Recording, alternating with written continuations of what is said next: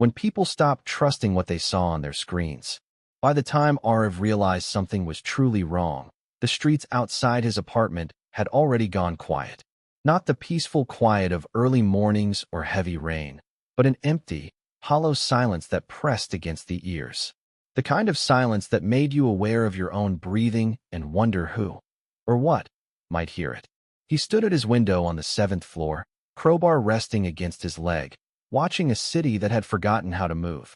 Cars sat abandoned at intersections, doors hanging open as if their owners had stepped out for a moment and never returned. A bus lay tilted against a streetlight, its windshield shattered, its destination board frozen on a route that no longer existed.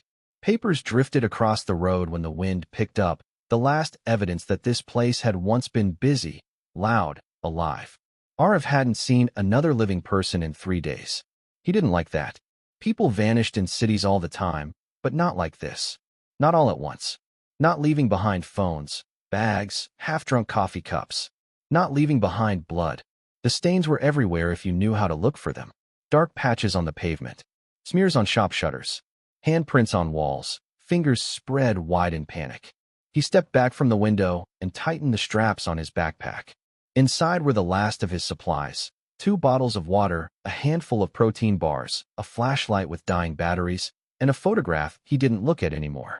The radio crackled softly on the kitchen counter. Quarantine failure. Repeat. All containment zones. Static swallowed the rest. Arav shut it off. He had heard enough. The stairwell smelled like rust and rot. Every step downward was taken slowly, deliberately, the crowbar held ready in both hands. Arav had learned quickly that rushing was how people died. The infected were drawn to noise, and the stairwell amplified even the smallest sound. A dropped coin, a scuff of a shoe. Sometimes that was enough to bring them running. Or worse. He reached the 4th floor landing when he heard it. A low, wet growl, echoing from below. Arav froze. The sound wasn't loud. It wasn't frantic. It was patient. He had encountered the infected before, too many times to count, but this was different. Most of them moved constantly, dragging feet, bumping into walls, endlessly searching. This one stayed still, breathing raggedly, like it knew something was above it and was waiting for the right moment. Slowly, silently, Arav backed up the stairs. His heart hammered against his ribs, every instinct screaming at him to run. He didn't. He kept his breathing shallow, controlled, until he reached the rooftop door and eased it open. Sunlight spilled across concrete. He stepped out and shut the door behind him, locking it with a length of chain he had placed there days ago. Only then did he allow himself to exhale. "You take long enough," Kabir said. Arav turned. Kabir stood near the edge of the roof, binoculars raised, his posture rigid despite his exhaustion. He had the look of a man who had spent years training his body to react faster than his fear. Even now, weeks into the collapse, that discipline kept him alive. Mira sat on an overturned crate nearby, carefully dividing food into equal portions. Her hands were steady, but the shadows under her eyes told a different story. Ria leaned against a ventilation unit, watching the skyline like she expected it to blink back at her. There was something in the stairwell, Arav said quietly. Kabir lowered the binoculars. Moving. No. Waiting. That single word changed the air between them. Ria frowned. They don't wait. They didn't, Kabir replied. Mira didn't look up. They're changing. No one argued. They had all seen enough to know better. They left the rooftop before sunset. Moving at night had become too dangerous. The infected reacted faster in the dark, relying on sound more than sight. What little advantage humans had left disappeared when the sun went down. Their destination was an old school building a few blocks away. Low walls, limited entrances, solid construction. Kabir had marked it days earlier as a potential shelter, back when hope still came easily. The streets were littered with reminders of how suddenly everything had fallen apart. A child's backpack lay in the road, one strap torn clean off. A grocery cart sat abandoned on the sidewalk, its contents spilled, canned food rolling uselessly into gutters. A dog's leash trailed into an alley, its owner nowhere in sight. Ria walked close to Mira, knife clenched in her hand. She had stopped asking questions about where everyone went. At 17, she had learned lessons most people never should. The school doors were locked, but glass panels made entry easy. Too easy. Arif winced as Kabir shattered one with the butt of his rifle. The sound echoed down the street. They waited. 10 seconds.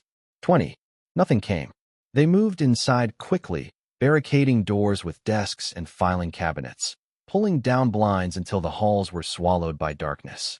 The building smelled of dust and old books, a strangely comforting scent compared to decay outside.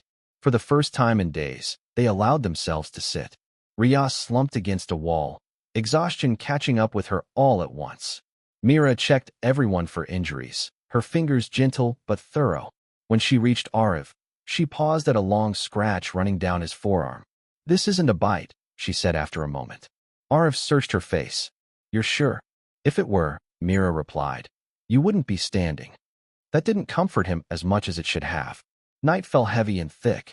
Rain drummed against the windows, masking smaller sounds and making larger ones feel closer than they were. Arif lay awake on the floor of a classroom, staring at the ceiling tiles, listening to the building settle. That was when he heard the scraping. Slow, deliberate, metal against concrete. Ria was awake instantly. She sat up, eyes wide, knife raised. The sound came again, closer this time, followed by a dull thud against the hallway door. Not frantic, not random. Testing. Kabir moved silently to the window in the door and peered out. A single infected stood there, head tilted slightly, eyes unfocused yet intent. It didn't push against the barricade. It didn't scream. It simply waited. Behind it, shapes shifted in the darkness. Kabir swallowed. "They know we're here." A scream tore through the hallway without warning. Sharp, ear-splitting, and others answered from outside.